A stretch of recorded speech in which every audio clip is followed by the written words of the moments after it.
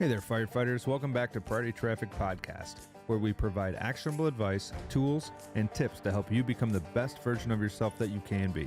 I'm your host, Chris, and in today's episode, I sit down with Austin Womack, a strength and conditioning coach with the Austin Fire Department and currently serving in the Texas Army National Guard as an infantry officer.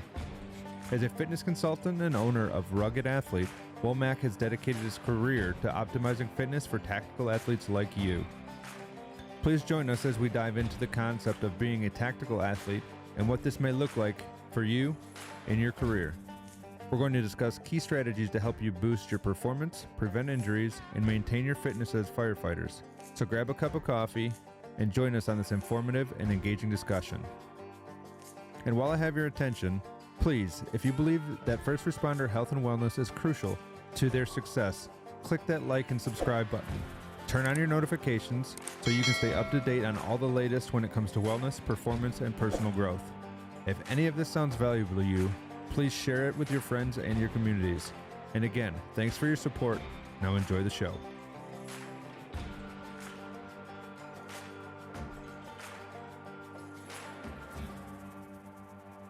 Welcome back, Priority Traffic Podcast.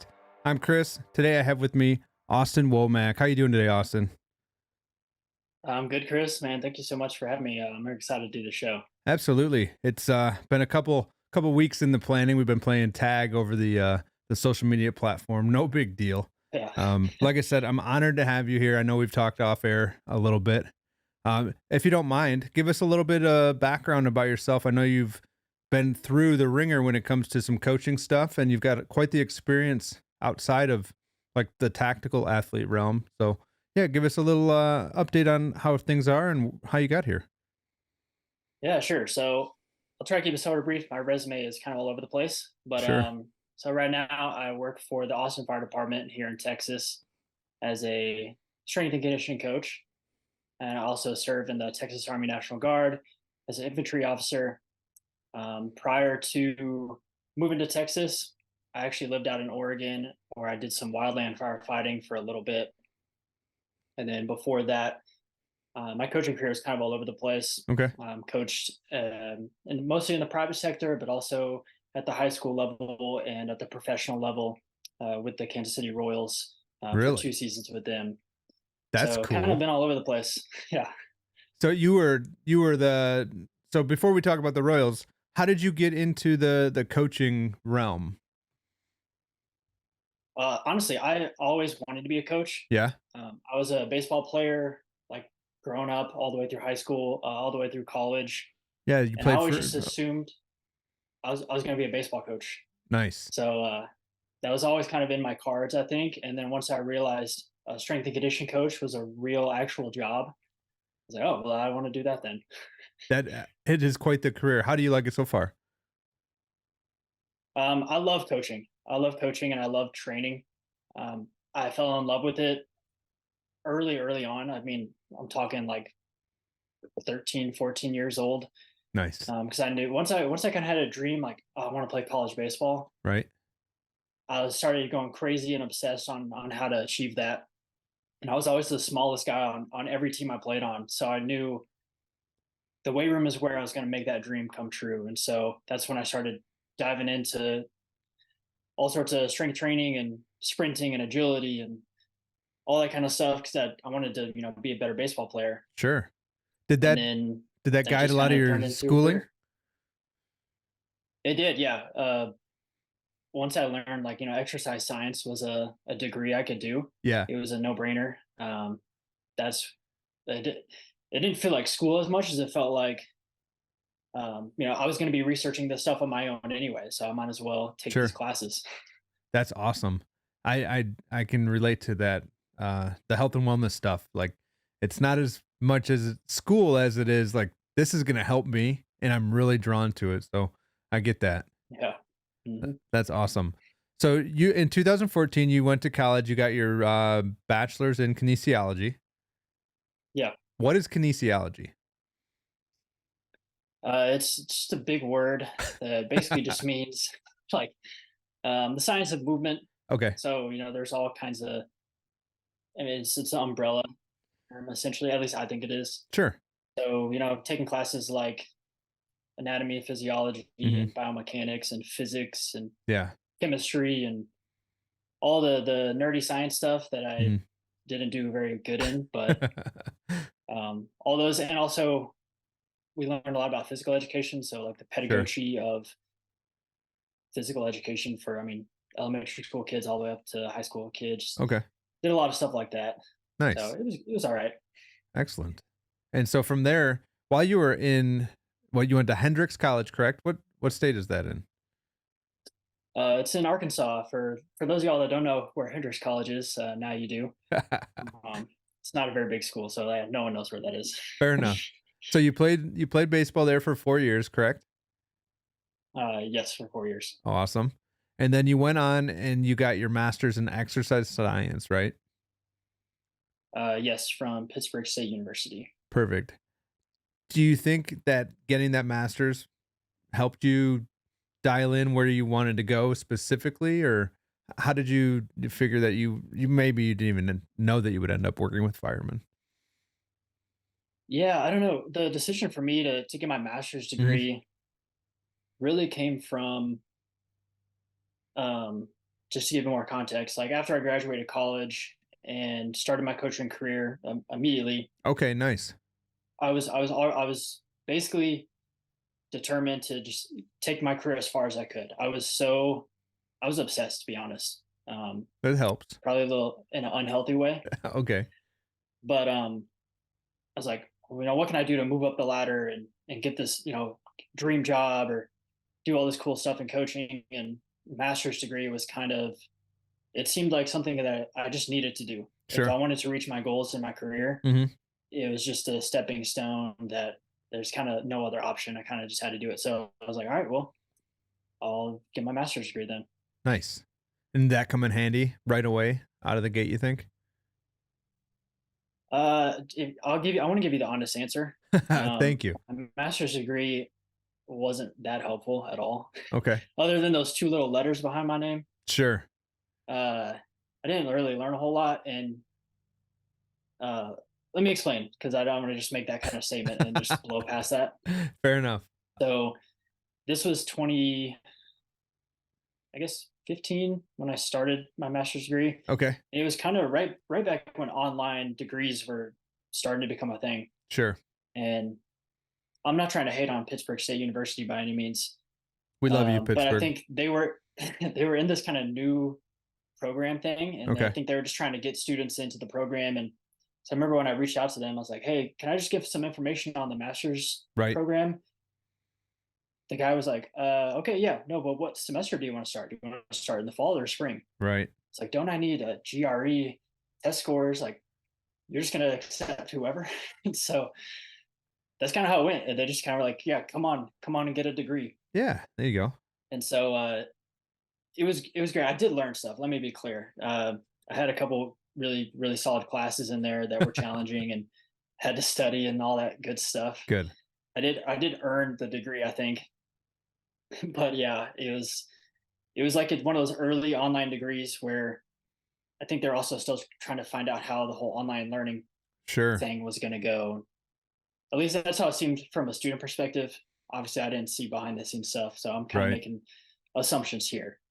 But yeah, I don't know. I got those two letters. That's kind of I what th I think that's was important to me. important, and, I think getting those letters and, we're just a bunch of, you know, people floating around on a rock in the middle of a universe, right? But sometimes letters after your name make a difference, and, Yeah, apparently the M and the S really get you a seat at the table, so that's pretty good, right?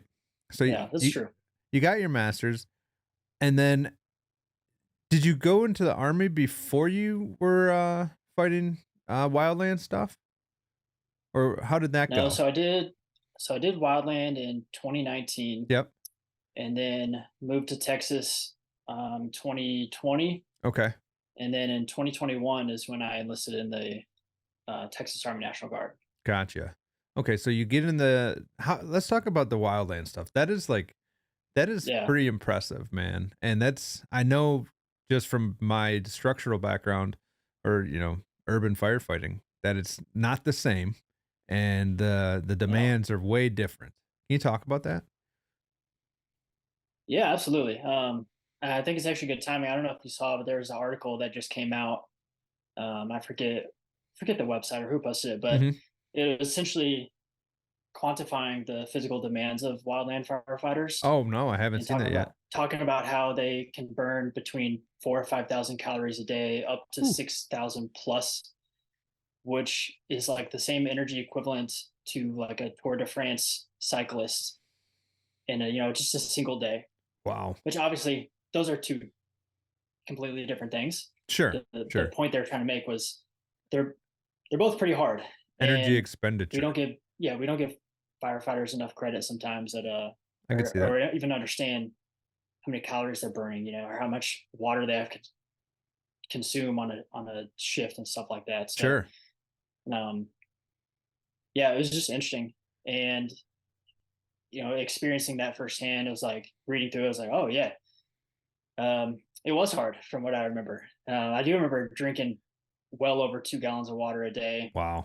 just to Probably to and not stay even feeling like neutral. I was drinking a lot. Yeah. Jeez. That's a lot of freaking water. So you must have been sweating like crazy. Oh yeah, uh, sweating like crazy. I mean, obviously, we have our packs on and tools and all the stuff we're carrying, and I Sure. spent most of my time on my hand crew as a sawyer, so You I operated a was saw. carrying, the I was or sorry, misspoke. I wasn't a sawyer. I was a swamper. Okay. Um, so I wasn't cool enough to be a sawyer, to be honest. But I was a swamper, so I was, carrying the gasoline and bar chain oil Okay. and all that kind of stuff. But really, the water is what took up the most weight in my pack. Really? Carrying 2 gallons of water around is not light. No, that's an extra 16 pounds. Yeah, That's a lot of water. And that was just for you or for everybody? yeah, we all carried our own water. Okay. In certain like situations, Mhm. if we were really out there digging line for you know 10, 11, 12 hours, there were a couple cases or like situations where they would send a couple guys to go back to the truck, like hike Mhm. all the way back down the mountain, go back to the truck, and bring some like 5 gallon coolers Oh, back up wow. the mountain, because guys were running out of water. I Jeez. actually, I kind of have a funny story about that if Yeah. you want me to share Let's hear it, it. man. Is that so? This is my first ever fire. I'm green. I don't know what the heck's going on. I've never Sure. done this before. I'm in good shape. Like I'm one of the most fit guys on the crew. So I'm probably overconfident. Not probably, I was definitely overconfident. Definitely. And my crew got assigned to a spot fire kind of like on the next ridge over Mhm. from the main fire. So the only way to get to it, we kind of had like drive around the mountain, park like way up at the top of this one ridge, and then the spot fire was on this ridge. So we had to hike all the way down this Jeez. huge steep mountain and then hike back up the other side, which is where we, got to that spot fire and started digging line. And, this is my first fire, right? So this is the first time Sure. I'm digging line. I don't know how to pace myself. I'm a swamper, so I'm just like grabbing, I'm just grabbing shit and throwing it, like going crazy. Like adrenaline is just going wild. And I was also just unprepared in terms of not enough water, not enough food, Sure. not enough caffeine, Oh, wow. just totally unprepared. So, anyways, our crew, basically works all the way up this to the top of this other ridge. We kind of get to the top of the spot fire and start working down the other side of it. And kind of right when we got to the top, one of the guys was like calling my name, like Womack, come down here. Hmm.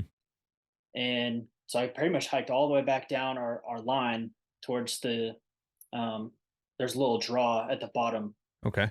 And our crew boss was like, hey, I want you to go with this guy back up to the trucks, get some coolers because uh, we have guys running out of water. Right. So then I hiked back up this other ridge back to the truck. Oh, jeez. And I remember when we got up to the trucks, I was dead. I was Right. completely exhausted. And the guy that went with me was one of our squad bosses. Um, just like a grizzly, rugged dude, Yeah. crazy beard, smoking cigarettes like crazy, Oh, geez. but also not even breaking a sweat. Just flew up the mountain, not even breathing hard. He's been doing it for a while. Yeah, yeah, he's a freak. But he doesn't look like, he just looks like a grizzly dude. Sure. And then we grab the water jugs, walk back down the mountain. Hmm. I keep having to stop because like my forearms are blown up at this point, and I'm trying to. And he's right. He's being nice. He's wrestling with me, even though he Right. doesn't need it. Eventually, we get down to the bottom, but then we got to walk all the way up the other side of that other ridge Holy back to the cow. crew. So I'm, carrying the jugs back up the other side. So at Yeah. this point, I've gone up and down this mountain like 3 times. Oh my gosh. And one of those was carrying all these, 5 gallons of water. Right.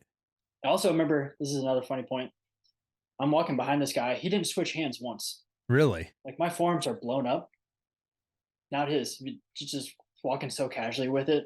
Like Wow. that was a. So that's my water jug story from my first day on a fire. That sounds miserable. And yeah, that was honestly, that was the hardest day that I ever had on the fire line. Okay. All the other days after that, even though the hard days weren't quite as bad as that, it was really just, I think, being a little unprepared, Sure. maybe a little overconfident, and just like circumstances. It was really steep terrain, Yeah. and I just happened to be one of the guys to go up and down the mountain 3 times. Like I was the unlucky guy. Yeah. Your volume was a little higher than everybody else's. Yeah. Wow. Dude, that is crazy. And wildland firefighting is on a completely different level. And maybe it's just two different sports, right? Structural Yeah. and Yeah. wildland, two different things, two different demands. But it is still a very impressive job. And like, did you get to work out or train for that before you just jumped right in and started going up and down mountains? Yeah, I did. I kind of didn't know. I just knew how to train hard. I didn't really know anything specific Okay. for wildland, but I did a lot of like hill sprints and a lot of like air bike, Yeah. just crushing my quads type of Right. stuff. So, and I did go in really good shape, at least compared to like a lot of the other guys Yeah. that were there. Um, but I think it's just, it's a whole different level. Like, Hmm. um, you kind of, the best way to get in shape by being up in the mountains and doing all that stuff is just to do it, Sure. honestly. Yeah, I could So see that. some of that's, yeah, you just gotta kind of have to suffer a little bit at the beginning and get your legs under you, and you'll be all right. But it might hurt a little bit at the beginning. Right. Were you the only new guy at the time? No, we had a ton. Okay. We had a ton of new guys, so we were all kind of suffering. Nice. I remember in the truck, like afterwards, looking around and just everyone's face was hilarious, mine included, I'm sure. But we were, I mean, so dead, Oh, I bet. so exhausted. Oh, man. So that was only the first day. How many more days did Yeah. that happen in a row? Well, not, it wasn't too bad on that fire. We were only Okay. on that fire for like 5 or 6 days. Okay. And Okay. the first day was digging line all day, but then after that, we pretty much went right into mop up Nice. stuff. Because the fire was only 180 acres or something, if I Okay. remember correctly. So it wasn't too bad after that. Nice. Did you guys have like a team name? Are you allowed to say No, that? we didn't. No. We didn't have anything like that. Nice. Okay. Very, very cool. So you get out of wildland and then you go right into the army. I had a little break in there, Okay. but yeah, joined the army. When was that? That was like early 2021. Okay. So a little over two. Gosh, no, Yeah, what year is it? 2023 Yeah, right over now. two and a So half years ago. yeah, It doesn't seem like that long ago, but yeah. time flies. So what are you doing in the army now? So right now I am kind of in a waiting period. Honestly, I'm with my unit, my infantry unit, which is based up in the Dallas Fort Worth area.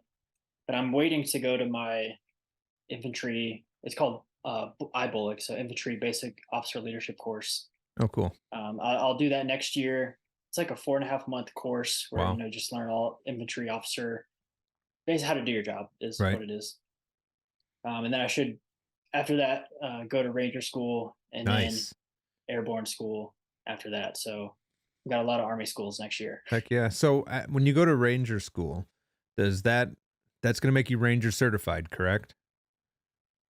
I'll be Ranger. I'll be tabbed. Okay. Yeah, I won't be in the You regiment, won't so be I in the won't be a Ranger. regiment though. Yeah, right. Okay. Do you want to go into that regiment? Well, we in the National Guard right now, there's no option for that. Oh. Oh, okay. If I Okay. if I wanted to go special operations, we do have a special forces unit here in Texas, Okay. You should do it. but yeah, we'll see. We'll see where my family's at, wife and kids and stuff at Understood. that point. Understood. It's a long pipeline. Yeah, it's a life. Yeah, so we'll see. Good, I still man. have to get through IBOLIC first. So Understood. Yeah, right. Let's start at yeah, the beginning. Well, best of but luck with all of that, man. So yeah. right now you're running Rugged Athlete and you are an instructor for a fire academy, correct? Yeah, so we're part of my role is down at our fire academy with Austin Fire Department. We run Okay. our own academy. So if you go through our hiring process, doesn't matter if you're 10 years of experience at another department, you still have to go through our academy. Woo. And so I'm one of the I know it's but yeah, I'm one of the physical training instructors down there. We have myself and three others Okay. on our staff. So you guys are dedicated to physical fitness of the academy then. We do, yeah. We run the program. We obviously work hand in hand with we call them team leaders. So it's like Okay. our firefighter instructor cadre. Gotcha. But yeah, we design all the physical training, we run all the PT assessments, Nice. essentially all the PT sessions. And every so often we do have work or specific sessions set aside for call them team leader workouts. Okay. So the firefighters get to come up with their own stuff and basically Nice. just smoke cadets is kind of what it is. But Yeah. it's more is structured and better than just smoking them. But they're always hard. That's kind of what I was getting at. Nice. A little gut check every once in a while. Yeah. Nice. Those are always helpful. So, and that really leads me to like why you're here, because you're positioned in a really unique position where you are influencing fitness of future firefighters.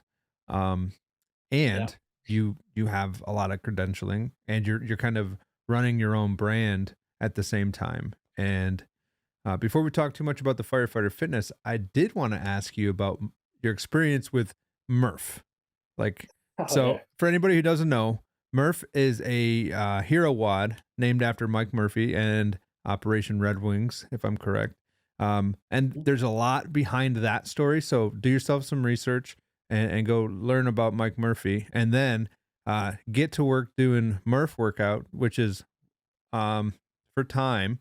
It's a workout for time. So you do 1 mile, and then you do 100 pull-ups, 200 push-ups, and 300 body weight squats, and then run another mile.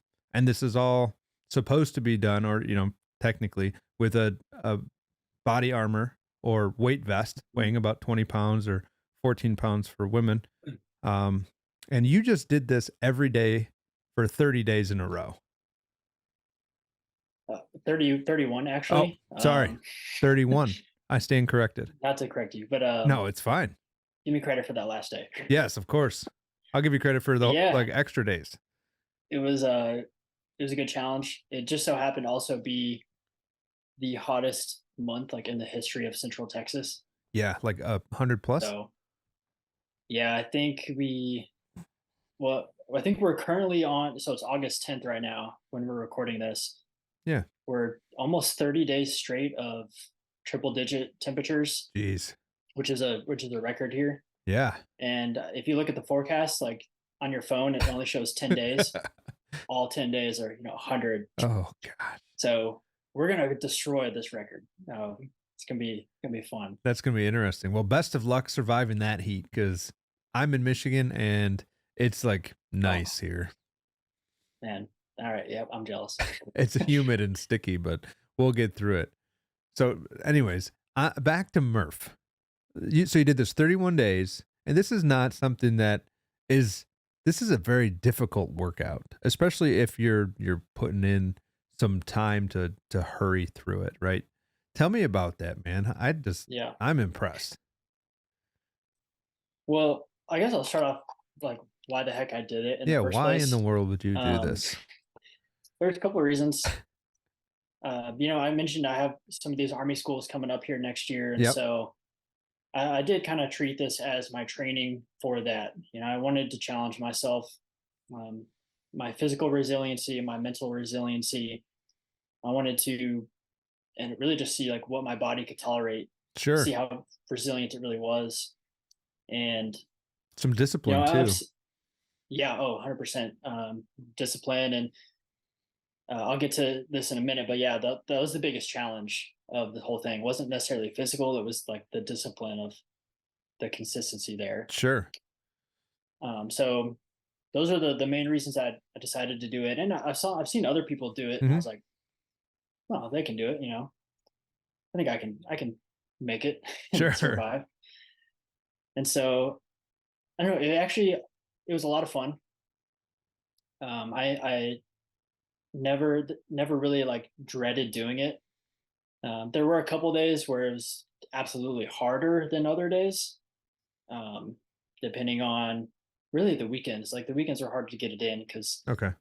trying to you know balance like regular life stuff and um, also like doing it in my garage gym instead of like in the weight room. Right. Right. My garage gym is just a freaking oven, and it would just be like so miserable when I Yeah. would do it in the garage. So I said I didn't dread them, but I looked forward to the garage workouts a little bit less. I'll say that Okay. because I knew they were going to be rough.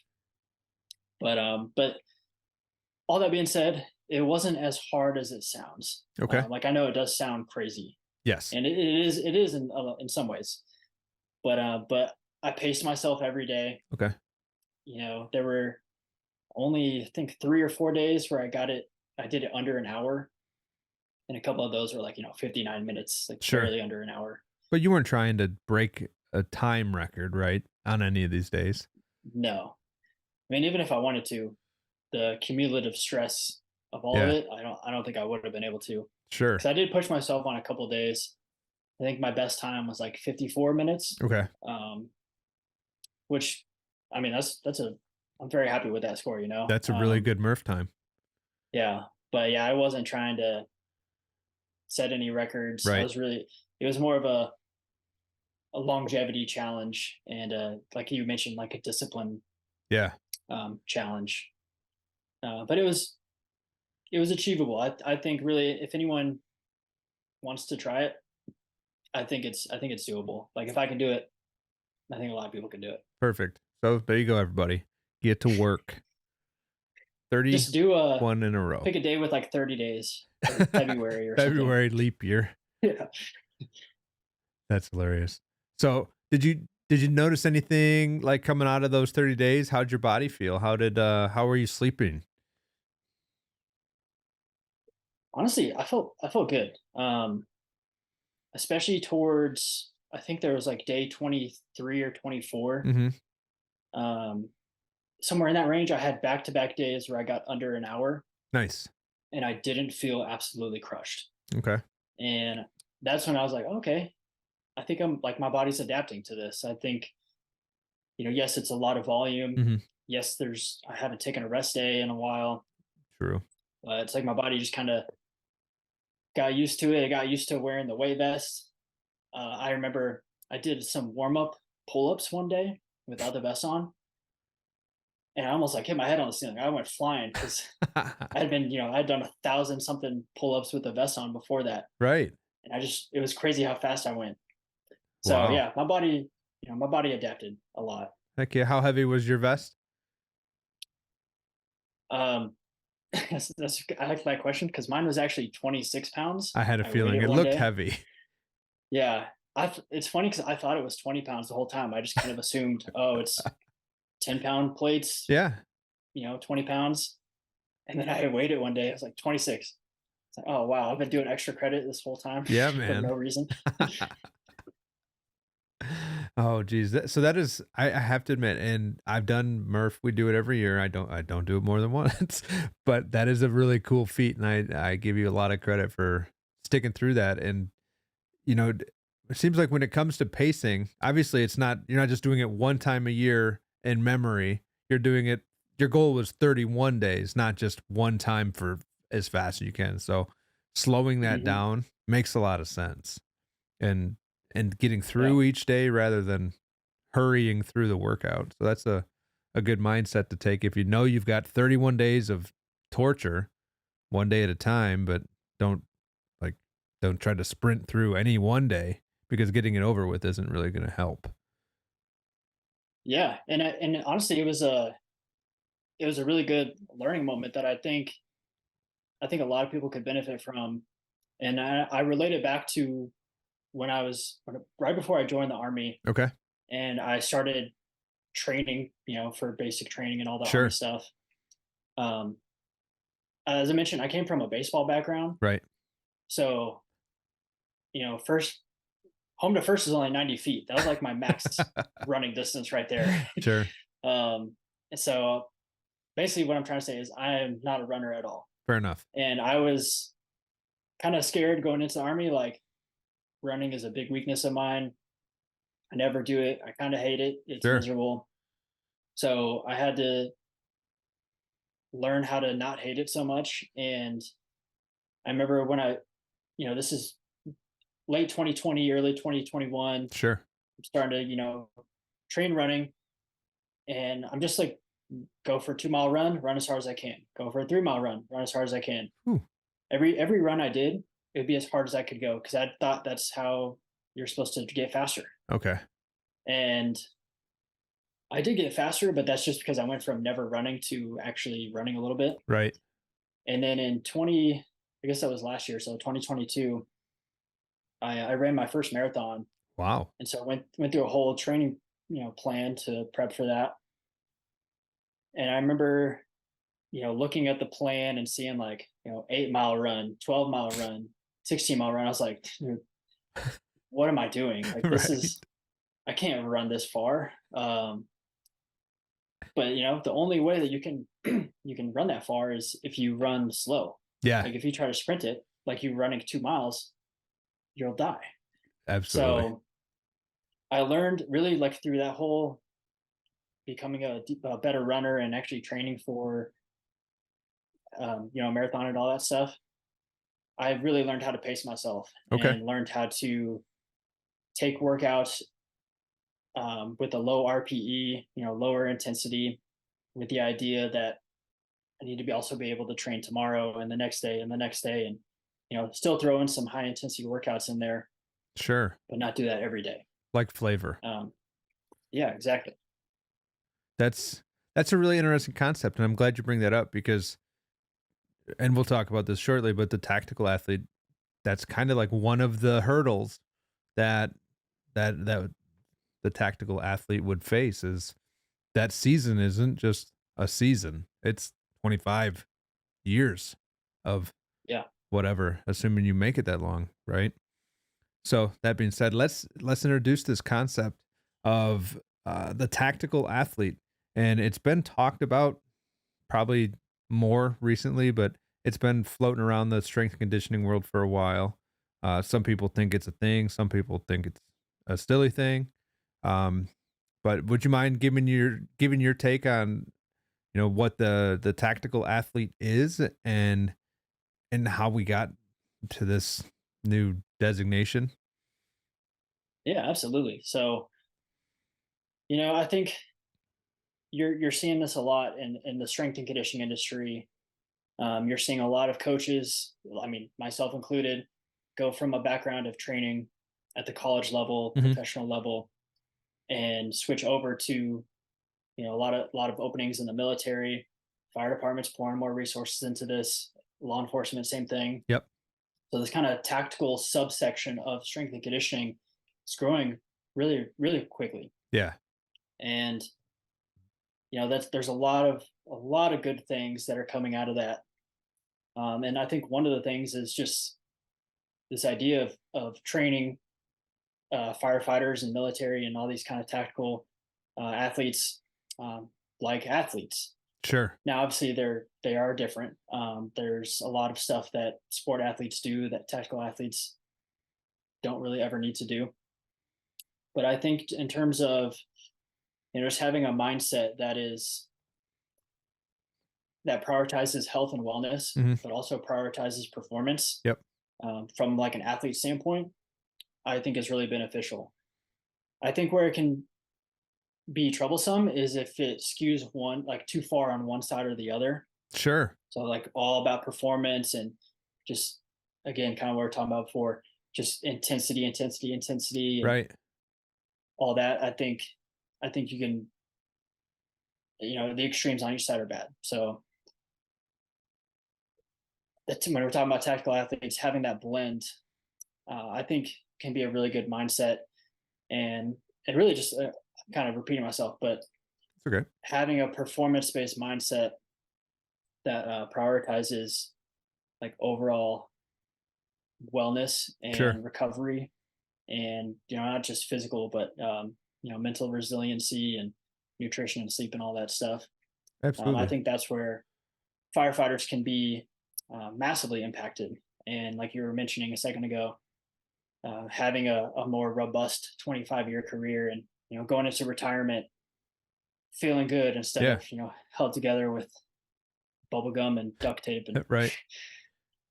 hobbling across the finish line into retirement kind of thing. Absolutely. And so the idea of a tactical athlete, and I think the people that fall into this are, first responders, military, police, fire, other three-letter designated Hmm. companies too, the sheriff, all these people who have this job that it's a duty, it's a responsibility, but it also involves your body being to output, right? You're going to be put under high stress. You're going to have to make decisions under stress. You're going to have to perform, and you're Yeah. probably going to have to risk your life or your body or limb for, to have a successful mission. And I think that they're blending the idea that sports athletes, they train a certain way. They're in the weight room. They're stretching. They're doing what they do, but they play a sport. And the sport for the tactical athlete is a little bit more undefined, but it's still that job. Does that make sense? It does. Yeah. I mean, I kind of tell some of my guys too, like I've never been inside a burning building, but I've been on a burning mountain. Sure. Yeah. And being a college athlete and having a background in strength and conditioning and the self-awareness that I gained about my body and my performance and how I feel when I'm strong, how I feel when I'm fit, how I feel Right. when I'm hydrated, how I feel when I'm well fed, and how I feel when I'm not any of those things. Hmm. That self awareness was massively helpful for when I got out there and was in the hardest uh, experiences physically and mentally. Sure. And so that's where I think having a training program that helps build that self awareness can be super super helpful. Even though, I mean, let's be real, like a firefighter's job is heavily skewed towards the less intense calls and Yes. stuff like that. Like you're not fighting fires every day, right? Hmm. But you also never know when that you're gonna those tones are gonna drop, Right. and you have to do some of the hardest stuff you'll ever do. But yeah, definitely. Like you're prepared and you get paid for what you're willing to do. And during the time where you're not fighting the fires or, let's say risking your lives for the patient or the community, you're doing a lot of other things that are much less intense, and they actually seems like they lead to a sedentary lifestyle rather than Yeah. where when you're in season as an athlete, you're like, we got games coming up, so we're rehabbing after the game. In football, they play like I don't know how many games they play a year, but they have those days after the game to get back because they know when their game's coming. Hmm. Where the tactical athlete, they find themselves always having to be prepared and yet recovered and then ready to perform at any given time. Yeah. And I mean, even if we're talking about maybe some calls that aren't as physically taxing, Sure. we already kind of talked about how hot it is here in Texas. Right. I mean, at this point, going on any call, if you're wearing pants Yeah. and any kind of PPE or anything, and just being outside, you're gonna be sweating through your shirt. Sure. You're gonna be just accumulating fatigue just by existing outside here in Texas right now. So 100%. this is a huge talking point we have with our firefighters about maintaining hydration, especially off shift, Yeah. so that when you come onto shift, you're not already behind.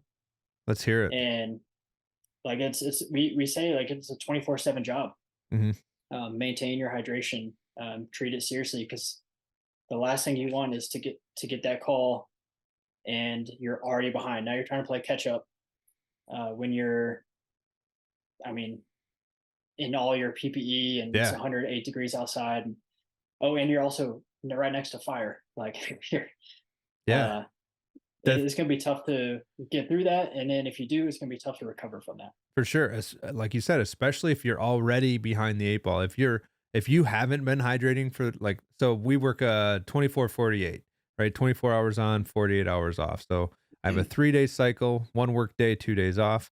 So I am given 2 days to recover before I'm expected to be back on shift, in duty, operational mindset, operational 100% green, right? We have to be ready to go.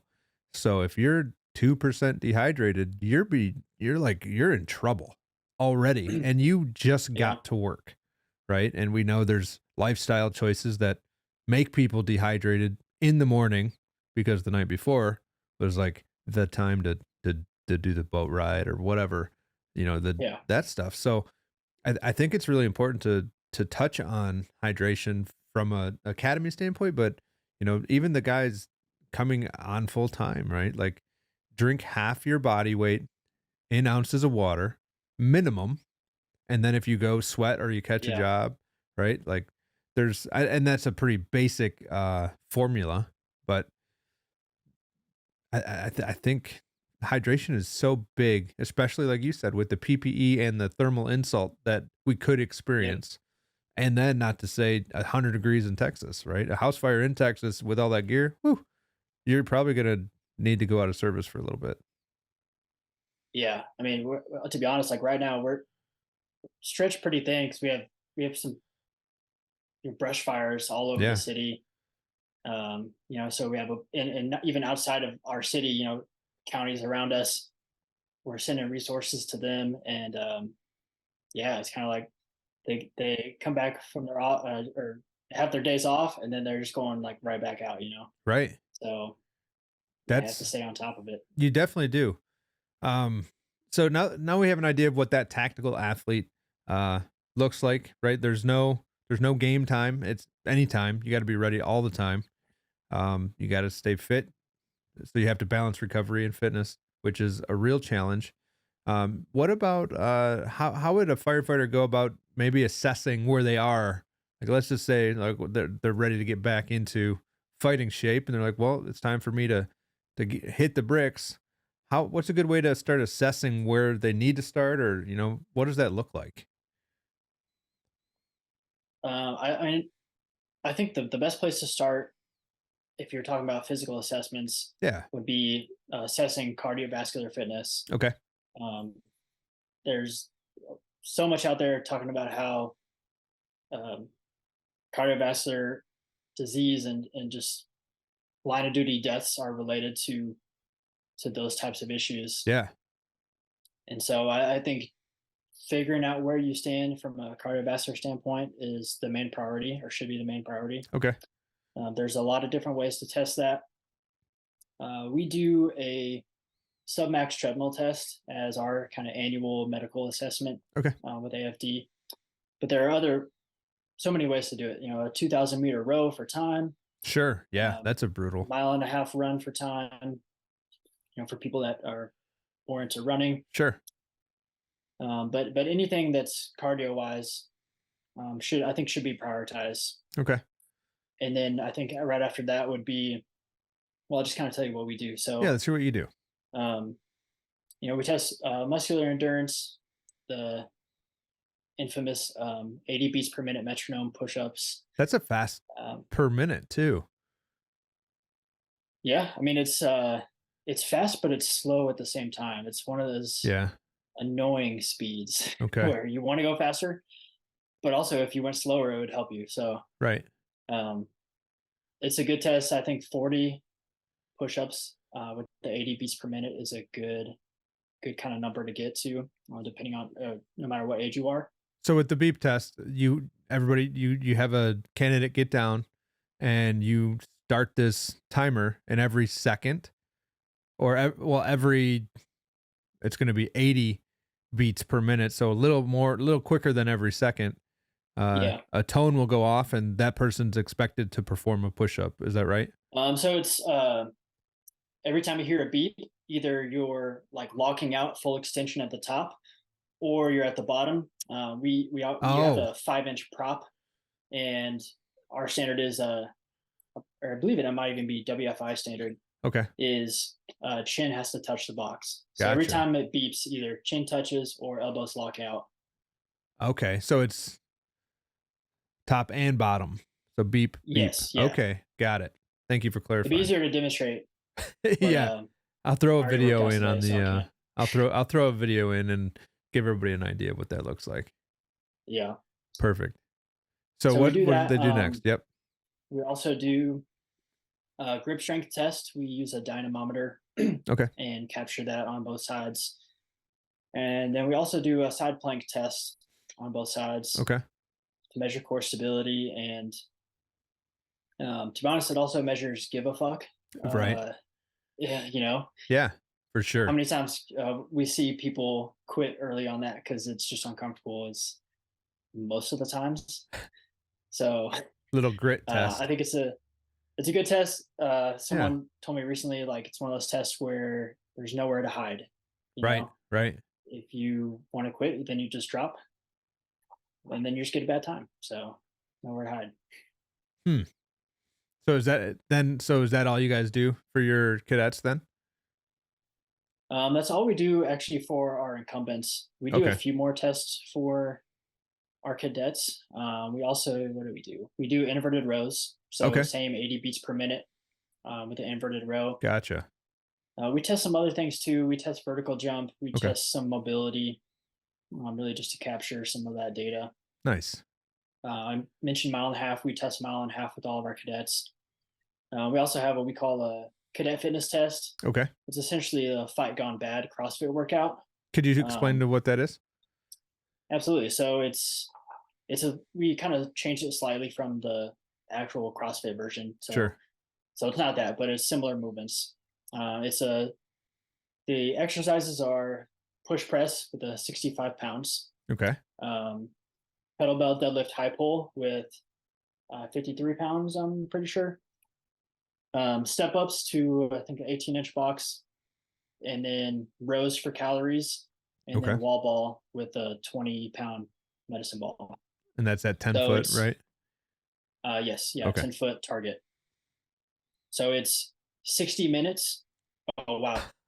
60 seconds, not I was 60 gonna minutes. That was say. a pretty bad misspoke right there. That'd be crazy if we just made our Oh cadets do it for gosh. 60 minutes. Good. You could like start Um, that way. Say, hey, it's 60 actually an idea. minutes just to I scare might them. steal that for our next class. There you go. Perfect. Let me know how that goes. But no, it's 60 seconds for each event. So each round is 5 minutes. Okay. They get a minute rest, and then they do 3 rounds. So a minute rest between rounds, Okay. do 3 rounds. And then the total score is just total number of reps completed Gotcha. through all 3 rounds. So we do that usually 3 times throughout the academy. Okay. Nice. That's like a pretty good benchmark. Yeah, it's I like that we test kind of varying aspects of fitness, Sure. right? We have some cadets who do pretty poor on the mile and a half run, Hmm. but then they're really strong and they're kind of good. They're still good like anaerobically, so they do really well on the CFT, the cadet fitness test. Okay. Um, I mean, we have maybe some of the smaller cadets, but that are still really strong, do really well on the push-ups, inverted rows. We test a lot of different things, so you can kind of see where people's strengths are, where their weaknesses are. Nice. So, outside of the academy, what would if you were working with a fire department, and I know that fire departments have their own story, they have their own issues, and then the individual workout plan is going to be different from person to person, right? Like Mhm. that being said, what would you say for a guy in the fire service now who's 5 or 10 years in, and like what are your three maybe principles for his training future over the next 5, 10, 15 years? Sorry to put you on the So spot. I would say prioritize movement quality. That should be number one. Movement quality. Yeah, movement quality. So Okay. start with simple movements in the weight room: squat, hinge, push, pull. Being able to stabilize the trunk, separate trunk flexion from hip flexion, so Okay. that kind of hip to core separation. Basic movements like that. Being able to hold a neutral spine under varying types of loads Okay. and things like that. Just being able to move well with basic weight room stuff. Perfect. That would be number one.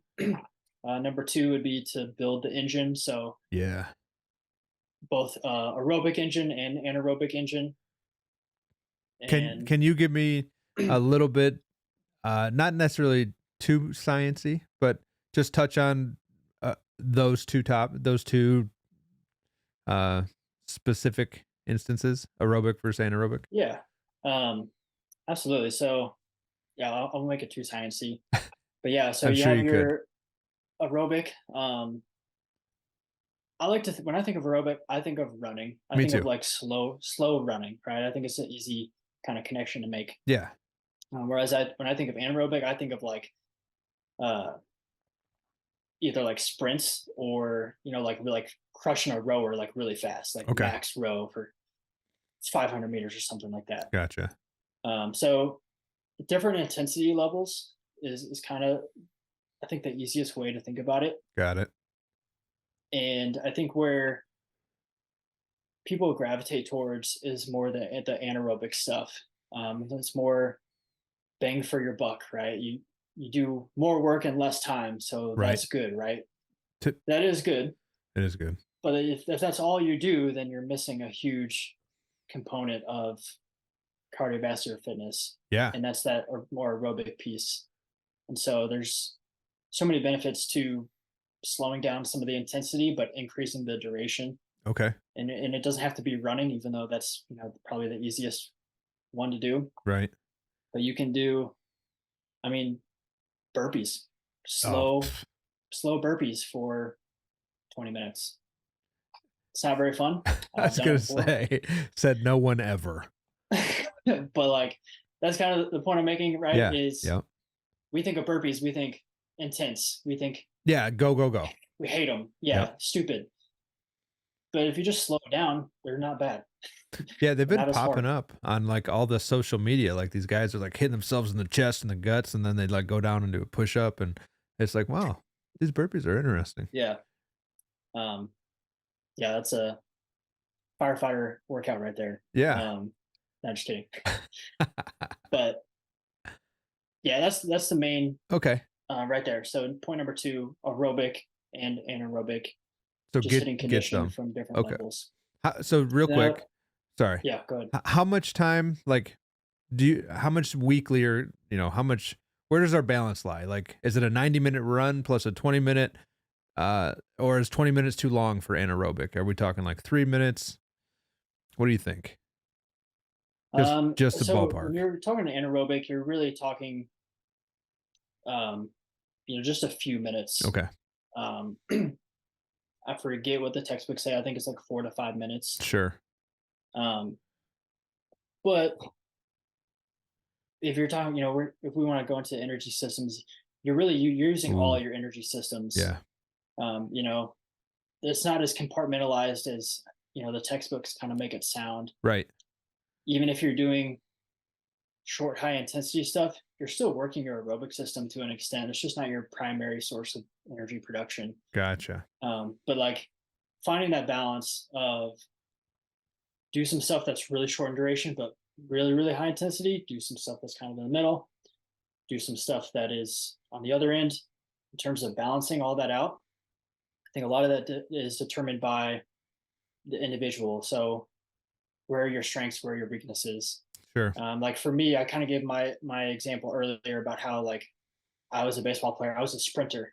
Right. That was my strength. That was really fast. But if you made me run more than like 100 meters, Right. not so great. So I had to really shift my training to prioritize that other side Okay. for a while, honestly, for a couple of years Right. to really get to a point where that wasn't a huge weakness of mine. Yeah, and it's hard to say, like, and speaking contextually of fire service, right?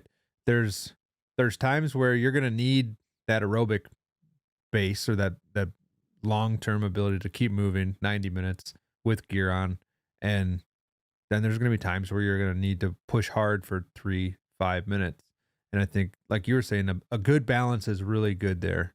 So Yeah. so that was your second recommendation. What was your third one? Third would be I'm going to put them together like strength and power. Okay. And I think when we're talking strength and power, I think it's at least for me, maybe it's easy to think about like, like deadlifting heavy or Yeah. squatting heavy or something like that. But, strength is such a broad term. And, Right. yes, I do think that stuff should be included in a program, more endurance based stuff. So like higher rep, doesn't have to be even heavy loads or anything, but, just 100 lunges, stuff like that. Okay. Super simple. But even if you're really freaking strong and can squat a ton, 100 lunges is still hard, Yeah. even with body weight. So training your muscular system to handle longer duration stuff as well, I think is important. And Okay. then the power side, I think that gets neglected a lot, especially as people get older. Sure. They start training power, and I think power training doesn't have to mean like power cleans or snatches. I think those are great. I like doing that stuff myself, Mhm. but I think just moving fast and explosive, Okay. it's one of those things that I think everyone should be at least touching it a little bit in their training. So like a box jump, maybe? Yeah, box jump, medicine ball throws, Okay. even just if you don't have a box, just a vertical jump Yeah. or broad jump, or single leg jumps where you have to jump, you have to land, you have to stabilize, balance. I think all that stuff is super important Nice. for everyone, especially firefighters. Especially firefighters. So do you do a lot of work with nutrition and that kind of field, or do you strictly stay coaching within the strength and conditioning stuff? Honestly, I try to stay in my lane a little bit. Cool. I try to refer out to people smarter than me Sure. with that stuff, as much as I can. But I mean, with that being said, I have a decent background in nutrition just from being involved in strength and conditioning for Right. 10 years. So I do help people. If they ask me for help, I can help them. Nice. But yeah, people sometimes be like, "Can you give me a nutrition plan?" Like, no, but I know a dietitian that can. Yeah, there you go. That helps. So, Yeah. how do you think firefighters can strike a balance between, their high performance, meeting the demands of the job, and then making sure we recover and avoid injuries, but we still want to get better? How do we do that? Yeah. Well, I think I'll take it back to my Murph challenge, right? Yeah, So, that's a really good um, example for a lot of things. one way I was able to make it through 31 straight days of Murph was I think I slept amazing.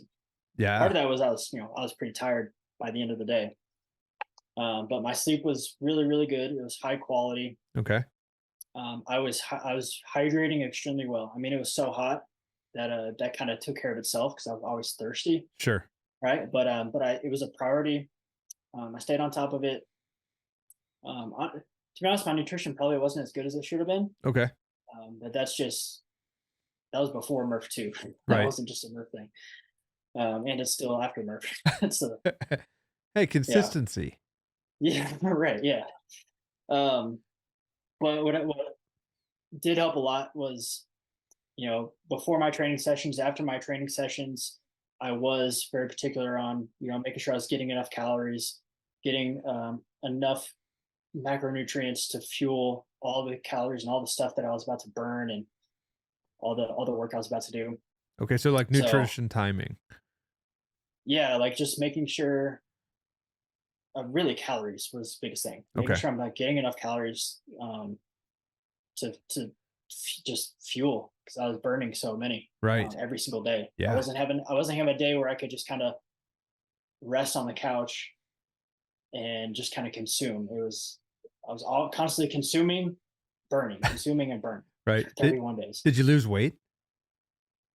No, I actually gained weight. Did you gain some weight? I gained a little bit of muscle, I think. Nice. Just anecdotally looking like I feel like my arms got a little bigger from all the push-ups and pull-ups. Nice. So Maybe I'm biased, but yeah. maybe.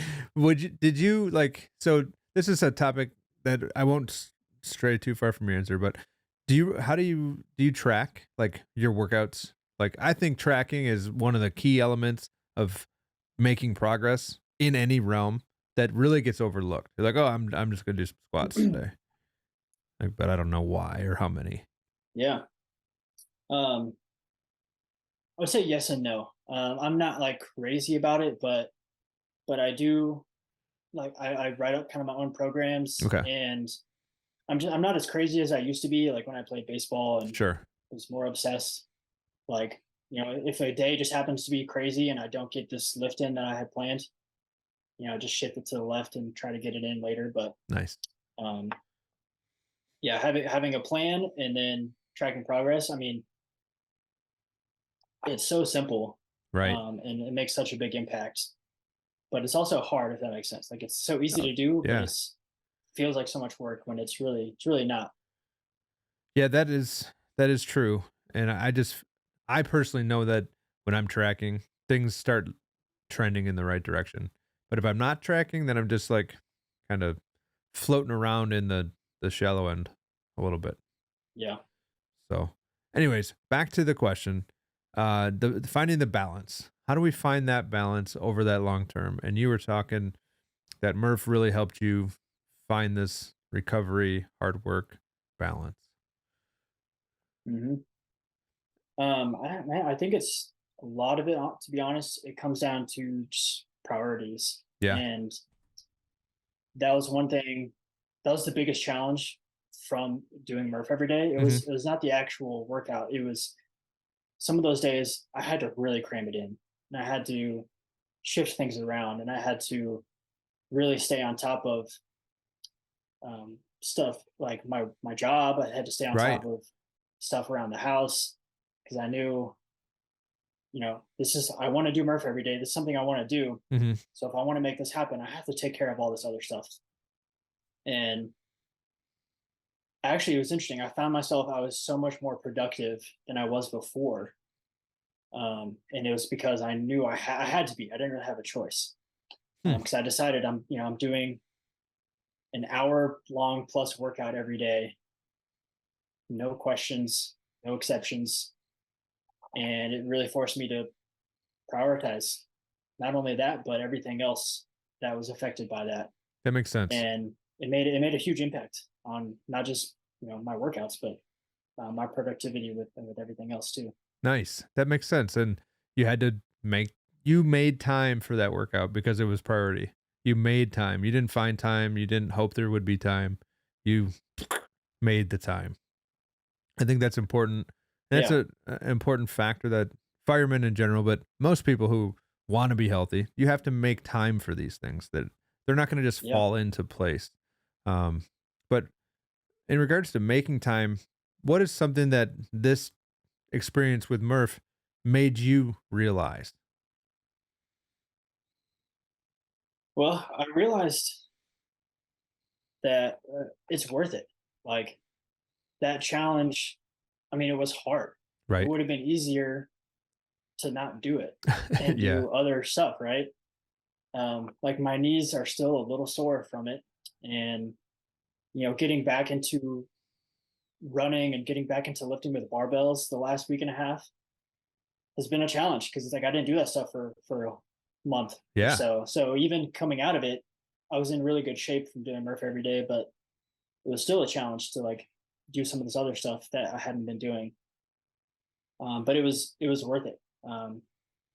Like making that a priority had a lot of benefits, a lot of payoffs, not just physically, but I think mentally also. I would imagine. Because I will be honest, there were maybe 3 or 4 days where I did not want to do it. Yeah.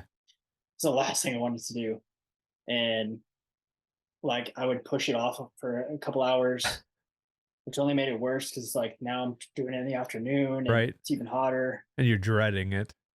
Yeah, and I'm like, all right, just get it done.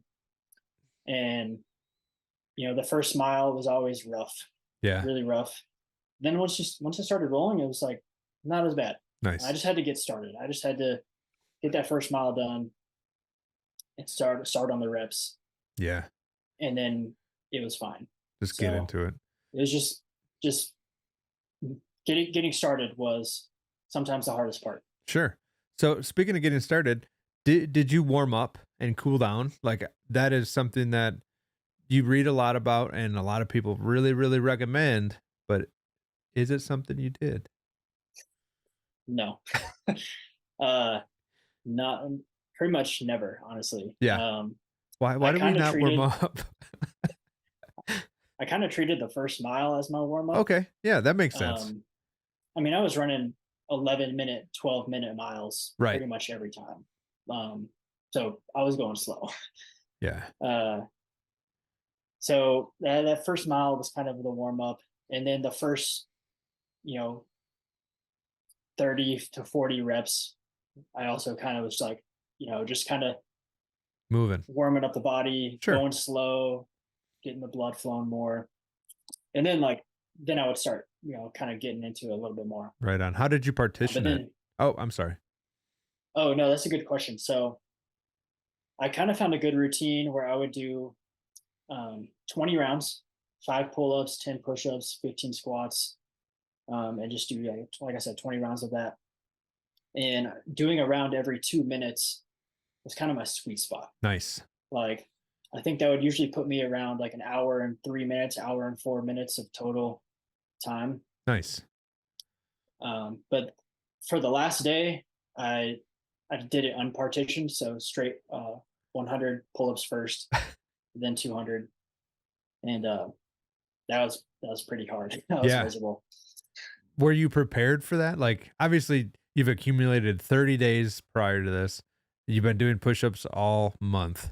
Did that make it any easier? Because I know that way that's tough. Like that is 100 pull-ups in 10 minutes is a lot, and that's tough. Yeah, I think honestly at that point it was like the last day. Right, just get through. It was, the challenge is almost complete, so nice. I'll just push through. Nice. The squats were what got me. Really? Yeah, I only got like 50 reps in, and I was like, this is not fun. I can't feel my legs. Yeah. Oh gosh. Dude, that is I literally did all 300 squats, sets of 5. Ooh. I didn't do more than 5 at a time because it hurt a little too much. So how long did that one take you? Did it take you significantly longer? Not significant. I think it was like an hour and 11 minutes or 12. So like 10 or 15, 5 or 10 minutes. Bad. Okay, cool. Yeah. Would you do it that way if you had the choice? No. I saved it for the last day for a reason. There you go. Good. Did you get injured or anything? No injuries or like nothing? I mean, obviously you said your knees are still sore. Yeah, it was interesting. Usually that first mile, I'd always feel something like, my back's kind of a little tight today, or my shins are feeling a little bit on this run, or my knees or shoulder. There was always kind of something, but then once I, like I was saying, once I kind of got moving, yeah, that's usually when I felt the best, Okay. was in the middle of Murph. And then, you know, kind of same thing. I would wake up the next day and be like, ooh, this feels a little sore today. And then I would do the first mile and be like, yep, it's pretty sore. And then it would kind of feel better. Nice. It was just something different every day. That was kind of what was always surprising. Heck yeah. So if anybody's interested and wants to see Austin's experience with this Murph for 31 days, not 30, 31, check him out on Instagram. Are you on Facebook too? Like No, so no, not Rugged Facebook. Athlete. I know you're on Instagram. And speaking of Rugged Athlete, will you give the audience an idea of what that is and how that has evolved? Yeah, absolutely. So it's kind of like my little brand I created. I kind of started it maybe 3 months ago. Okay. And it's just kind of like my way to just get my thoughts out. I have all Right. these thoughts on training, and I have all the experience training, professional athletes to firefighters to my career in the Army to my career or my experience with wildland. Like, I think I have this really unique and diverse background You do. that I think can help a lot of people. So started a few months ago and just trying to get as much information out to and resources out to people, um, to hopefully, help people become more rugged. You Yeah. know? Yeah.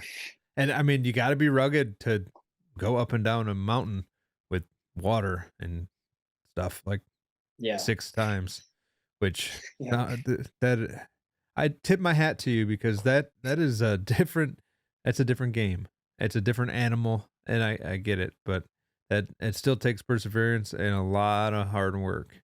So that ha- that experience is just so cool, and I think that's not a lot of people get that experience. There's not a lot of wildland firefighters out there, so I think it's a pretty cool opportunity, and it gives you a really neat yeah, perspective on fitness. yeah. Absolutely does. So, what advice would you give to firefighters who are working on improving their fitness and overall well-being? Maybe some actionable steps that they can take to get kicking butt, and maybe making transitions from the academy to the service or the service to being here for a while. Yeah. Well, honestly, I think we talked about a lot of the stuff. Yeah, I would I say. think assess yourself. Find out where your strengths are. Find out where your weaknesses are. Find out exactly where they're at, so you have numbers to shoot for. Prioritize your weaknesses. If you try to be well-rounded, try to be. You don't have to be a stud. You know, you don't have to compete in powerlifting. You don't have to compete in marathons and stuff Right. like that at a high level. But you need to have kind of be good at everything. And Okay. so find out what your weaknesses are, prioritize those, but don't neglect everything else. And just do that consistently for ever. You'll Forever. be good. Just don't ever Yeah. stop. Stay hydrated, sleep well, stay mindful. Well, do you have anything else to say? Anywhere that our viewers can get a hold of you if they have questions? Yeah. So like you mentioned Instagram, that's a great spot. TikTok is also another place where I post some content. Twitter, not so big on Threads. Okay. I don't think it's caught on yet, so I don't think I'm so. not on that boat. Yeah, me But either. also, my website's austinwomack.com. Perfect. But I respond to all DMs. So just shoot me a DM with questions, and I'll be happy to help out if I can. Perfect. Well, I really, really appreciate you coming on and being a part of the broadcast today. It was my honor to be able to discuss this kind of stuff with you, and you have quite the plethora of experience and the things you bring to the table. I think people can trust and definitely start to rely on. So thanks again for coming on, everybody. This has been Austin Womack. I'm Chris, and this is Priority Traffic Podcast. Thanks for tuning in.